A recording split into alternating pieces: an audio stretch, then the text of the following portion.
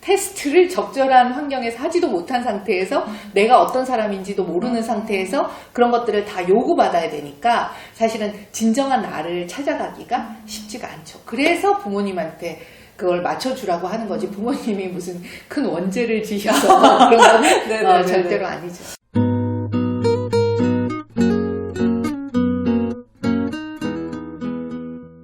안녕하세요. 대한민국 학부모를 위한 실천적인 교육 전문 채널 90% 스튜디오 오신 것을 환영합니다. 저는 주단쌤이고요. 오늘 스튜디오에 평소 우리 학부모님들이 정말 궁금해하실 만한 우리 아이들의 심리와 기질에 대해서 얘기해 주실 전문가분을 모셨습니다. 안녕하세요, 소장님. 안녕하세요. 네, 저희 구독자분들께 간단하게 자기소개 부탁드립니다. 네. 안녕하세요. 저는 한국아동심리코칭센터 소장 이정아라고 합니다. 한 20년간 아이들 심리치료를 진행하고 있습니다.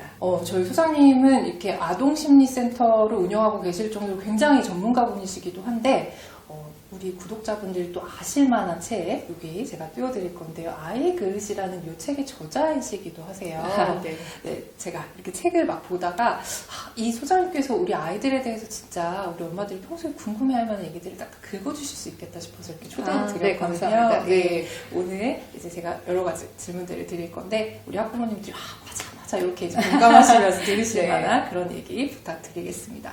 먼저 이제 책에서 기질이라는 얘기를 표현을 써주셨어요. 네네. 그래서 기질을 파악하는 게 왜 중요할까? 물론 다들 중요하다고 생각은 하지만 전문가 입장에서는 왜 중요하다고 생각하십니까? 그러니까 우리가 기질이라는 거는 우리 성향의 근본이 되는 거잖아요. 그래서 아이들이 이제 탁 태어나면 제일 먼저 얘가 어떤 기질이지? 쉬운 기질인가? 예민한가? 뭐 까다로운가? 뭐 대단히 산만한가? 이런 것들을 이제 파악을 하는데 제일 중요한 건 기질을 파악하는 게 왜 중요하냐면 그 아이들이 세상을 보는 눈을 형성하기 때문에 그래요. 그러니까 예를 들어서 내가 대단히 예민한 기질로 타고났는데 대단히 많은 뭐 어떤 청각적인, 시각적인 나한테 내가 소화할 수 없는 강렬한 자극이 온다고 판단해 보세요. 그러면 세상이 어떨까요? 엄청 두렵겠죠. 그쵸. 그리고 이 세상 왜 이렇게 위험해? 그러니까 아이는 더 숨는 아이들도 있을 거고, 어쩌면 되게 징징거리는 아이도 있을 거고, 그러니까 이 기질에 맞추어서 그 환경을 조정하지 않으면 아이들은 세상을 보는 것이 상당히 부정적이거나 아니면 왜곡하거나, 또는 대단히 위험하고 위태로운 또는 자신의 자존감이 내가 틀렸어. 다른 사람 다 안전하게 사는데 나만 왜 이래? 라는 어떤 자기 부정적 자아상까지 영향을 미치는 그런 결과를 낳기 때문에 사실 기질을 파악하는 게 너무 중요한데 지금 이 채널의 이제 초중등 부모님들은 이미 이제 이것을 넘어서셔서 이제 아이들의 일상생활에서 학습을 이제 지도하시거나 생활 지도를 하실 텐데 거기에서 기질이 되게 중요한 건 강점이에요. 강점. 네. 조금 더 자세하게 설명 부탁드릴까요? 강점과 장점은 다르죠. 그렇죠. 장점은 이미 내 기질에서의 아주 우수한 부분들을 트레이닝 해가지고 재능이 된 거예요. 네네. 장점이. 네. 근데 강점은 타고나는 거죠. 그러니까 똑같은 어떤 교육 재료를 가지고 똑같은 교수법으로 아이들에게 적용했음에도 불구하고 어떤 아이는 그것이 되게 빨리 습득이 되고 어떤 아이들은 대단히 어려워하고 그거는 그 아이가 갖고 있는 강점이 다른 거잖아요. 근데 왜 강점을 아는 게 중요하냐면 강점이라는 것은 내 기질 안에 대단히 많은 요소가 있는데 그 요소 중에서 가장 수월하게 우월해질 수 있는 특성인 거예요. 그러니까 조금만 터치해도 그것이 재능화가 되기 대단히 효과적인 어떤 요소란 말이에요. 그러니 지금 24시간이라는 거는 모든 인간에게 똑같고 그리고 우리 아이들이 얼마나 많은 것을 요구받아요. 그렇죠. 그 많은 걸 소화할 때 나한테 있어서 강력하게 작용할 수 있는 그리고 대단히 효과적으로 작용할 수 있는 그런 요소를 찾아주는 것도 부모님에게는 어마어마하게 중요한 일일 텐데 그거는 기질 안에 담겨 있는 거. 그 강점은. 근데 그 기질을 어떻게 알아볼 수가 있을까요? 그래서 이제 기질을 알아볼 수 있는 많은 검사들이 있으시잖아요. 그쵸. 뭐 아시는 MBTI, 뭐 애니아그램, 그리고 제 소개해 주셨지만 제가 이제 쓴 아이의 그릇에는 이모제네틱스라는 조금 생소한 검사. 그거는 왜냐하면 MBTI나 애니어그램은 상당히 오랜 역사가 있죠. 근데 이제 우리가 뇌과학이라는 게 1981년 정도에 잔해와 우뇌가 있어 인간에게는. 그리고 그걸 이렇게 연결해준 뇌량이 있어. 연구한 로저 스펠이라는 박사의 연구가 노벨상을 받았거든요. 그러니까 사실은 우리가 뇌에 대해서 많은 얘기를 하고 있지만 역사는 진짜 짧아요. 네. 근데 그 내과학에서 얼마나 많은 인간의 행동을 설명해요. 그래서 그 내과학을 기반으로 하고 기존에 갖고 있었던 교육학과 심리학을 다 결합해서 만든 검사가 이머제네틱스라는 검사고 네네. 그 검사는 쉽게 말하면 내 선호 유형이 어떤 뇌 건지, 선호 유형. 이 어떤 건지를 보는 거죠. 근데 그게 아이들의 학습적인 측면에서도 우리가 참고할 만하겠지만 부모와 아이의 궁합과 관련해서도 참고할 만한 그렇죠. 왜냐하면 그 내 선호 유형에 따라서 내가 어떤 학습적 자극을 좋아하는지, 그리고 그것들을 어떻게 소화해내는지, 그리고 다른 사람하고 소통할 때는 어떤 대화법을 가장 좋아하는지, 네. 내 안에서 동기부여가 되려면 어떤 요소를 자극해주면 좋은지, 이런 것들이 다 그 안에서 설명이 되기 때문에 일상생활에서 정말 부딪히는 대인관계라는 건 사실은 그 모든 것들의 총체잖아요. 그렇죠. 그러니까 이제 부모님과 아이들이 어떤 궁합을 갖고 서로 소통하고 또 같이 서로 발전적인 것들을 이루어 나가느냐 그런 것들이 이제 결정되는 거죠. 그러니까 가만히 생각해 보면 우리 학부모님들은 이제 우리 아이들 공부에 관심들이 많으시니까 뭐 저희 채널을 비롯해서 이런 교육 채널을 통해서 공부법 이런 식으로 공부하면 뭐 효과적이다 이런 얘기도 굉장히 많이 들으시거든요. 그렇죠. 근데 부모는 충분히 납득을 했는데 아이한테 실제로 해보면 우리 애한테는 효과가 없는 것 같은 이런 경우 너무 많이 겪으신단 말이에요. 네네네. 네, 그럴 때 소장님 말씀하신 것처럼 우리 아이가 어떤 기질을 갖고 있는지를 조금 파악해 보면 이 방법들을 뭐 조금 다르게 이제 반영을 한다거나 다르게 적용한다거나 뭐 이런 식의 이제 융통성을 좀 발휘할 수 있겠네요. 그렇죠. 예를 들어서 이머제네틱스로 설명을 드리면 되게 구체적으로 자뇌식으로 사고하는 아이들. 자뇌. 네. 그 자뇌는 특징이 기본적으로 되게 체계적이고 순서적이고, 그쵸. 뭐 범주화, 유목화, 분류화 이런 것들 디테일하게 잘 해내고 정보 같은 거 되게 중요하게 생각하고. 근데 그것을 구체적 자뇌로 사용하는 아이들은 좀 더 디테일한 어떤 하나의 공식을 해도 공식이 이거야라고 암기하지만 사실은 이 공식에 대해서 완전히 자기 안에 체감적으로 습득이 안 되면 나 몰라 이렇게 되거든요. 그러면 부모님 입장에서는 아니 저렇게 단순한 원리를 저렇게 많은 질문을 통해서 왜 이렇게 오래 걸려? 이렇게 생각하지만 네. 사실은 걔가 그 중에 하나라도 모르면 걔는 모른다고 생각하기 때문에 예를 들어서 이제 수학 선생님 앞에서 제가 이런 말씀 드려도 좋을지 모르지만 네. 어떤 아이는 기본편을 한 6가지 문제집을 다 풀어야 네. 이제 알았어. 그래서 그 다음 단계로 가야 돼 라고 생각하는 아이가 있지만 또 어떤 뇌유형의 아이는 원리만 딱 알려주면 다 아는데 왜 또 복습해요? 지겨워요. 그래서 만약 부모님이 계속 그걸 강요하면 의도적 비몰입. 나 이거 안 할 거야. 가 돼버리는 거예요. 네. 그런 애들은 복습 같은 거 정말 싫어하고 숙제 아이들 모두 싫어하지만 숙제 더더욱 싫어하고 그런 디테일한 교육을 자꾸 시키려고 하면 계속 거부 형태가 나오니까 쟤는 공부를 싫어하나? 이렇게 또 오해하실 수도 있단 말이에요. 그러니까 이런 식으로 아이가 현재 어떤 뇌선호 유형을 갖고 있느냐에 따라서 기본적으로 어떤 식으로 학습을 시켜야 되는지에 대한 기본적인 방침이 교수 전략이 달라지셔야죠. 그렇군요. 지금 이렇게 구체적인 사례들을 얘기해 주시니까 더 궁금한데요. 주로 소장님을 찾아가는 학습과 관련된 그런 문제가 있는 아이들은 주로 어떤 애들인가요?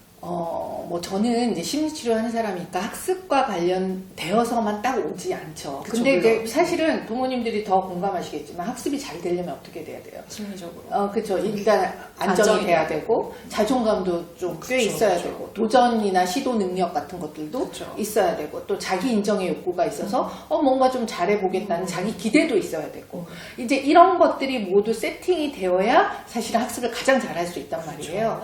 그래서 실제로 이제 저한테 공부가 안 돼요 해서 오시는 분은 없지만 그 모든 총체적인 문제 때문에 학습까지도 영향을 미치는 그러니까 2차적으로 학습에 영향을 미치게 되는 거죠. 왜냐하면 불안해도 학습이 산만해요. 우울해도 산만해요. 자존감이 약해도 산만해요. 친구 관계가 안 돼도 산만해요. 그럼 산만이라는 건 뭐예요?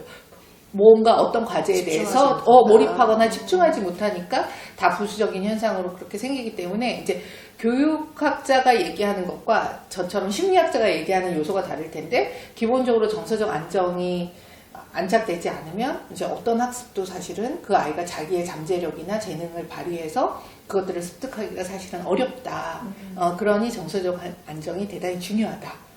라고 말씀드릴 수 있죠. 저도 학부모님들과 마찬가지로 서점에 가서 이제 책을 보는 소비자 입장에서 보면 요즘 뭐 기질 이런 책들이 굉장히 많이 나오는 편인데 특히 예민한 뭐 요런 아이 그런 이제 키워드를 사용한 책들이 많이 나와요. 근데 이게 시대적인 어떤 상황이라고 생각하시나요? 어떨까요? 제가 이제 20년 전에 아이들을 만났을 때랑 현재 아이들을 만났을 때 대단히 많이 달라졌어요. 왜냐하면 이제 기본적으로 양육 환경 자체가 다르잖아요. 대단히 어렸을 때 이 아이들의 기질에 맞추어서 막 그 아이들의 욕구, 아동의 욕구 또는 의도, 그 아이의 현재 상태 이런 것들이 엄청 맞춤식으로 양육하려고 부모님들이 엄청 애를 쓰셨어요. 네. 그러다 보니 아이들은 감각적으로 훨씬 더 예민해져. 그리고 하나는 미디어 환경도 있는 것 같아요. 그러니까 아주 어렸을 때부터 이제 아무리 차단하려고 해도 사실은 우리 세대에 받았던 그런 감각적 자극보다는 훨씬 더 많은 감각적 자극을 받고 그것이 미디어뿐만 아니라 교구도 얼마나 다양해요. 그쵸. 그러니까 이제 오감을 자극하는 교육이 너무 좋아라고 하니까 영유아 시기에 엄청 오감을 자극하셨어요. 그래서 가뜩이나 예민한 기질의 아이들이 더 예민해지는 거죠. 그러니까 사실은 그 예민성을 가지고 대단히 많이 급변하는 사회에서 많은 자극을 받아가면서 사는 것이 그렇게 쉬운 일은 아니거든요. 진짜. 네. 그래서 그 예민한 아이들을 이제 부모님들이 양육하기가 이제 어려우신데 사실은 그런 기질이 환경에 이제 적응을 하면서 엄청 적응적으로 많이 변화해요. 그러니까 완전하게 동화된 상태가 되는 거죠. 그래서 예전에는 조그만 소리만 들어도 막 엄청 자극이 되고 예민해지던 아이들이 이제 한 초등학교 3학년? 이렇게 되면 뭐 그 정도의 소리는 나에겐 괜찮아. 근데 이제 완전하게 그 예민함이 없어지진 않죠. 그러니까 그래서 뭐 부모님들이 공부 한번 시키려면 엄청 다 비위 맞춰줘야 되고 조금만 감정 자극하면 맞아요. 뭐 다 안 한다고 거부하고 또 내가 먼저 하려고 그랬는데 왜 엄마가 말했냐 먼저 막 그런 걸로 시비 거는 아이들도 있고 그런 것들로 이제 사실은 학습을 준비하고 또 과제에 몰입하게 하는데 부모님들이 이제 고민이 많으실 거라고 생각하는데 그것의 100% 정답은 사실은 없지만 이런 내소노 유형만 알아도 사실은 거기에 되게 빨리 그 아이한테 효과적으로 접근할 수 있는 방법들이 있어요. 그러면 지금 예민한 얘기를 계속 하고 있는데 그럼 이렇게 뭔가 예민해가지고 감정적으로 크게 동요하는 아이 그쵸. 뭐 이런 아이들 같은 경우는 어떻게 잘 구슬려가지고 공부를 시킬 수 있을까요? 그러니까 이 예민함하고 감정적인 건 사실은 다른 차원이에요. 그러니까 뇌선호 유형으로 예민한 아이들은 요 애들만 예민해요. 이런 애들은 없어요. 다 예민할 수 있어요. 네네네. 그거는 조금 또 다른 차원의 분류이기 때문에. 근데 말씀하신 것처럼 우리가 그냥 직자적으로 느끼기에 엄청 감정적이야 얘는. 그리고 감정이 너무 잘 휘둘리기도 하고 감정이 상하면 아무것도 안 해. 이런 아이들 있잖아요. 네네네. 그러면 걔 가장 중요한 가치가 뭐겠어요? 감정이겠죠. 그러니까 감정과 관계란 말이에요. 그 감정과 관계를 안정시키지 않으면 얘는 못한다는 걸 부모님이 아셔야 돼요. 그래서 그 아이들은 되게 감정적이니까 감수성이 풍부하다는 얘기도 되죠. 그렇게 즐거워야 되거든요. 즐거워야 되는데 공부를 하는 과정이 늘 지루하고 해야만 하는 머스트, 슈드 이렇게 되면 얘는 동기유발이 안 되잖아요. 그러면 이제 혼자 골방에서 막 문제집을 막 이렇게 푸는 것보다 여러 사람들이랑 같이 이제 어울려가면서 얘기하면서 웃으면서 이렇게 공부하는 게 더 맞는 아이들. 그것이 이제 가장 이제 우리가 그냥 직자적으로 떠올릴 수 있는 아주 쉬운 방법이고, 좀 더 그 아이한테 깊이 들어가면 그 아이는 자기의 사회적 이미지가 너무 중요해요. 사회적 이미지. 다른 사람 나 어떻게 생각하지? 이게 엄청 중요하고. 요즘 말로 관종 같은. 그리고 나의 행동이 이제 다른 사람에게 어떤 영향을 미치지? 이것에도 관심이 있으니까 걔의 동기부여의 코드는 내가 얼마나 인정받았는지, 내가 이 하나의 활동을 하는 데 있어서 그 사람이 어떤 나한테 표현을 해주고 어떤 인정을 해줄 건지에 대한 것을 상상만 해도 걔는 막 하고자 하는 욕구가 늘어날 거거든요. 그리고 일테면 친구들하고의 경쟁심도 그런 애들은 알고 보면 되게 커요. 왜냐하면 항상 관계를 생각하니까. 그래서 그 친구하고 정말 좋은 친구지만 나도 걔처럼 잘하고 싶어. 이런 부러움, 이런 것들도 되게 많단 말이에요. 이제 그런 것들에 대해서 정확하게 부모님이 어떤 부분에 어떤 포인트에서 걔가 동기유발이 되는지를 정확하게 파악해서 그 동기유발의 요소를 계속 인정해주고 격려해주고 지지해주고 응원해주고 그것을 또 잘할 수 있는 방법을 함께 고민해주고 그러니까 어떤 아이들은 시험 기간에 이제 중학교 정도 되면 네네. 엄마 내 옆에 있어. 나 다 잘하는지 봐줘. 이런 애가 있고, 맞아요. 조금이라도 옆에 있으려면 내가 알아서 할 거거든. 엄마 나가. 그쵸, 그쵸, 이렇게 하는 애들이 있죠. 그쵸. 그거는 완전히 그 아이가 진짜로 자기가 중요시 여기는 그 동기유발의 요소가 다르다는 뜻이거든요. 그러니까 다르게 하셔야죠. 네. 뭐 며칠 전에도 저희 이제 인스타그램 계정도 있는데 거기에 어떤 분이 굉장히 길게 이렇게 상담 비슷한 이제 얘기를 써주셨는데 그 맥락이었어요. 아이가 초등학교 2학년인데 엄마가 옆에 있지 않으면 공부를 하지 않는다라는 거였거든요. 근데 엄마 입장에서는 뭐 어린애도 이제 아니고 혼자 공부도 해야 될 것 같은데 내가 언제까지 이렇게 해줄 수 있을까에 대한 고민이신 것 같아요. 그렇죠. 이럴 때 소장님이 얘기하신 거를 이제 들어보면 그걸 충분히 인정해주고 부모가 그 역할을 해주지 못한다면 다른 사람이라도 그런 아이의 인정 욕구랄까 이런 것들을 조금 이제 발휘할 수 있을 만한 환경에 노출을 시켜줘야 되는 거죠. 좋고요. 네. 그 다음에 조금 그럼에도 불구하고 그런 친구들도 독립적이 돼야 되는 건 사실이죠. 네네. 근데 이제 부모님이 너무 이걸 함께 해준다는 의미를 여러 가지 각도로 생각하실 필요가 있어요. 그러니까 일테면 그 친구는 환경적, 그 병풍같이 엄마가 있기를 바랄 수도 있어요. 네네. 예를 들어 더 어렸을 때는 엄마가 모든 걸 함께 해주기를 바랬다면 이제 한 초2쯤 되면 내 건 내가 하지만 엄마가 병풍처럼 옆에 좀 있어줘. 나 혼자 그냥 고립되어 있는 그 느낌이 정말 싫어. 이럴 수 있고 그 친구의 그런 부분들에 대해서 환경을 제공하면서 이제 스스로 할 수 있는 요소들을 자꾸 갖추어 나가게 해주면 초등학교 4학년쯤 되어서는 엄마 나 이렇게 했어 라고 인정받는 것으로 자기의 어떤 관심 욕구를 점점 승화시킬 수 있잖아요. 이제 그런 요소들을 부모님들이 잘 생각하시면서 이제 발달을 시켜줘야지 이제 초2면 너 혼자 해라는 말이 만약 그 친구와 관계형이라면 제일 서운하고 뭔가 거절받은 느낌이 들고 그래서 동기 유발에 있어서 좌초를 만난 그런 느낌이 들 거예요. 그러니까 부모가 정말 어려운 것 같아요. 부모인 나도 기질이 있을 텐데 그걸 좀 눌러가면서 우리 아이의 기질을 위해서 뭔가 이렇게 좀 하셔야 되는 때도 있잖아요. 네, 그렇죠. 많죠. 네. 그 거의 대부분이라고 생각해요. 이제 크면서 조금씩 그것이 협상되고 협의되는 과정이 되겠지만 왜냐면 이제 아이들도 한 초4쯤 되면 제가 이렇게 디브리핑이나 이런 검사에 대한 디브리핑 해보면 그래서 우리 엄마가 그렇구나. 엄마가 이러니까 이렇게 했지. 이렇게 이제 아이들도 이해하기 시작해요. 이제 그런 단계 이전까지는 왜냐하면 인간이 갖고 있는 수십 개 혹은 수백 개의 기질이 있어요. 근데 그게 테스트를 해봐야 돼요, 환경에서. 이건 이렇구나. 막 예를 들어서 내 목소리가 엄청 커. 난 너무 주도적이고 주장적이야. 근데 사실 주장적이란 건 나쁜 게 아니에요.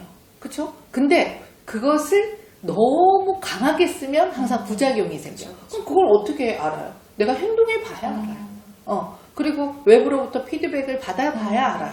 그러니까 그런 기질적 요소가 환경에 적응해서 딱 맞춤식으로 나한테 적절하게 나올 수 있는 시간을 주셔야 되는데 그 시간이 우리는 0에서 한 10세 라고 본단 말이에요. 그런데 나는 이제 테스트하고 있는데 너는 그렇지만 난 이래. 그러니까 나한테 맞춰라고 해버리면 얘는 테스트를 적절한 환경에서 하지도 못한 상태에서 내가 어떤 사람인지도 모르는 상태에서 그런 것들을 다 요구받아야 되니까 사실은 진정한 나를 찾아가기가 쉽지가 않죠. 그래서 부모님한테 그걸 맞춰주라고 하는 거지 부모님이 무슨 큰 원죄를 지셔서 그런 거는 절대로 아니죠. 네. 근데 그게 또 이제 이 아이들도 말씀하신 것처럼 그런 여러 가지 사회적인 그런 자극들을 받고 나서 성인이 돼서 그거를 이제 사회화 됐다라고 얘기들도 많이 하잖아요. 그렇죠. 기질들이 뭐 그걸 언제까지 내가 표출하면서 살 수 있는 나이는 아니니까 어른이 되면 그래서 이제 원래 이런 기질이었지만 상황에 따라서 이렇게 변화하는 것처럼 아이들도 그런 환경에 좀 어릴 때부터 노출이 되어야지